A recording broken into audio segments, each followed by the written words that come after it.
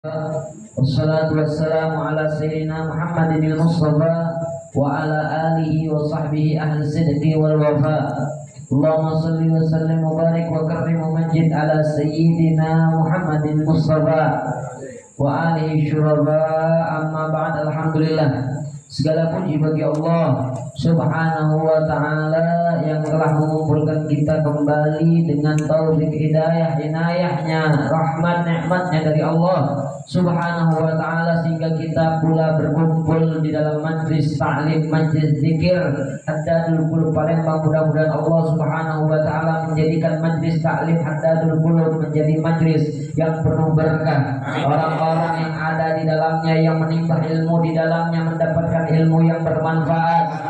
Mudah-mudahan Allah Subhanahu wa ta'ala menjadikan mereka, kita yang berada di dalamnya, mendapatkan ilmu yang bermanfaat serta bisa mengamalkannya, bisa berbagi kepada keluarga kita sehingga kita mendapatkan keberkahan baik di dunia ataupun di akhirat. Amin ya rabbal alamin. Mudah-mudahan duduknya kita di sini, belajarnya kita di dalam majlis ta'lim Haddadul Qulub ini menjadi wasilah penyelamat bagi kita baik di dunia ataupun di akhirat. Amin ya rabbal alamin. Salat serta salam kita hadiahkan kepada junjungan agung Nabi besar Muhammad sallallahu alaihi wasallam, yang beliau bersabda bahwasanya tuntutlah oleh kalian ilmu. Kenapa menuntut ilmu? Karena hukumnya wajib baik muslim laki-laki ataupun muslim perempuan. Masyaallah muslimin rahimani wa rahimakumullah, bahwasanya menuntut ilmu, walaupun mungkin ketika kita menuntut ilmu kita merasa hina, merasa rendah, wong di sana masya Allah merasa mewah dia.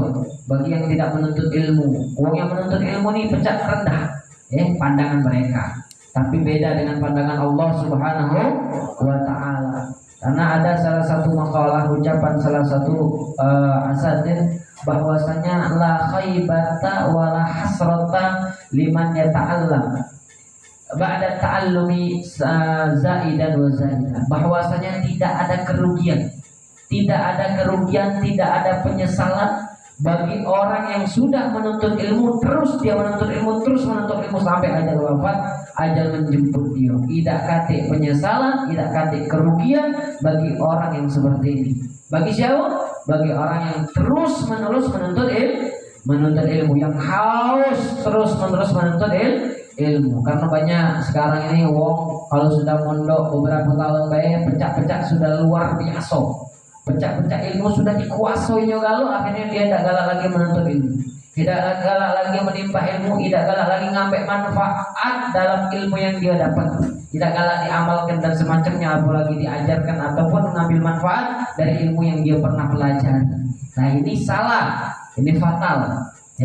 Jadi tidak ada kerugian, tidak ada penyesalan bagi orang yang terus menerus berada di dalam garis menuntut ilmu. Ngapa macam itu? Karena li'annal ilma daiman kasbiyan wala ya'ti adatan illa laduniya. Kenapa? Karena ilmu ini, yang namanya ilmu itu didatangi. Yang namanya ilmu itu didatangi, bukan datang dewek. Kita pencokokan di rumah dapat ilmu tiba-tiba. Kita tidak ada hadir majelis taklim, males-malesan di rumah, pengen paham ini, pengen datang ilmu itu datang dewek. Tidak macam itu. Ilmu itu didatangi, hadir ke majelis ilmu, duduk, ngeke, nyatet, pahami, amal. Itu baru dapat ilmu yang manfaat. Baru ilmu datang sama dia setelah kita mendatangi ilmu. Tapi ya di antara orang-orang yang istimewa ada juga yang Allah berikan dia ilmu laduni, tanpa dipelajari dia paham dewa, ilham dari Allah Subhanahu wa ta'ala. Tapi jangan nganggap kita sosok anak dapat macam itu pilihan dari Allah Subhanahu wa ta'ala. Sudah lebih mungkin anak ini di antara mereka, di antara salah satu mereka yang ilmu laduni. Mungkin saya ini di antara mereka yang mendapatkan ilmu tanpa belajar lagi. Jadi anak cowok anda bagi lama-lama ada dapat dewa ilmu. Tidak macam itu. Caranya nak mendapatkan ilmu, hadir majelis taklim, hadir majelis ilmu, datangi, pelajari, perhatikan perhatikan, nyatet, pahami, amalkan, baru dapat ilmu yang bermanfaat. Nah, dilanjutkan bahwasanya kenapa kata sebagian pendapat barusan dijelaskan bahwasanya tidak ada kerugian, tidak ada penyesalan bagi orang yang terus menuntut ilmu. Sudah dapat ini, pengen dapat ini, sudah paham ini, pengen paham ini, tidak bakal ada kerugian pada diri dia karena dia terus-menerus haus untuk menuntut ilmu. Karena selaras dengan hadis Nabi besar Muhammad Sallallahu Alaihi Wasallam. Apa? Kembali lagi pemahaman hadis, tuntutlah ilmu walaupun dari buaya dari kecil sampai ke liang lahat, sampai ajal menjemput. Ya harus menuntut ilmu. Masyaallah muslimin rahimani wa rahimakumullah. Untuk menjaga ilmu ini agar bermanfaat, ya, agar kita ini menjadi orang yang betul-betul mendapatkan ilmu yang bermanfaat, menjadi orang soleh, menjadi orang yang baik, menjadi orang yang berkarakter baik, usahakan akhlak yang baik. Ya, toto kromo bahasanya itu. Kita jalani namanya apa? Akhlak yang baik. Itu bagaimana caranya berakhlak yang baik itu. Kita cari tahu bagaimana cara akhlak yang baik. Karena sebagian memahami, ada ucapan lagi bahwasanya ada dua orang tipe dalam perihal kaitan masalah akhlak. Ada dua orang tipe dua orang apa dua orang tipe? Orang ini memiliki dua tipe.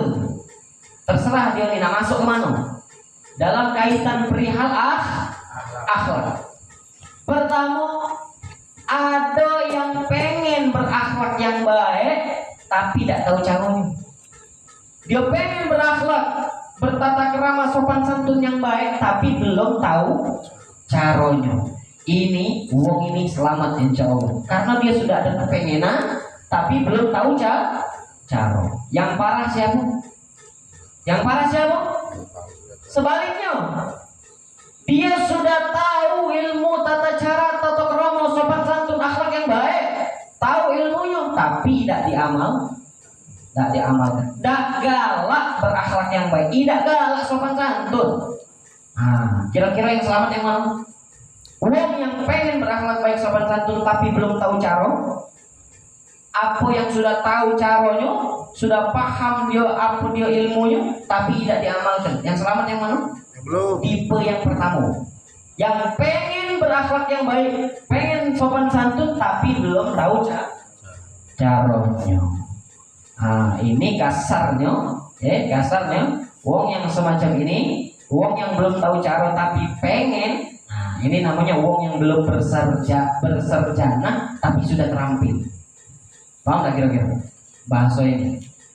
Wong yang sudah berserjana tapi belum terampil.